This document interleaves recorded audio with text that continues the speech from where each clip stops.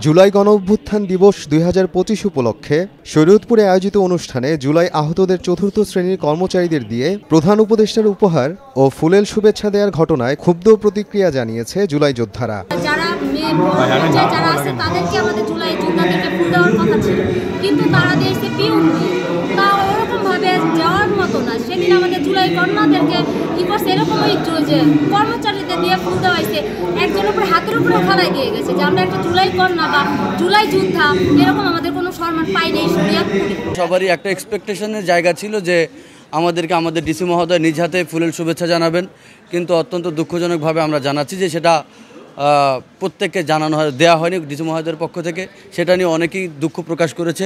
আমরা এসে বসে আছি, আমাদেরকে পিয়ন দ্বারা বা তাদের ভলান্টিয়ারের মাধ্যমে আমাদেরকে ফুলেল শুভেচ্ছা দিল।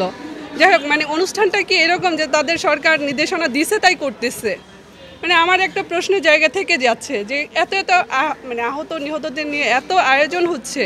যেমন গত সপ্তাহে সমাজসেবা থেকে একটা অনুষ্ঠান হলো 500 মানুষের আয়োজন, আহত নিহত পরিবারগুলোই জানলো না। তাহলে কেন ভাই এত সাংবাদিক ডেকে এত আয়োজন করে এত অনুষ্ঠানের আমাদের দরকার নেই।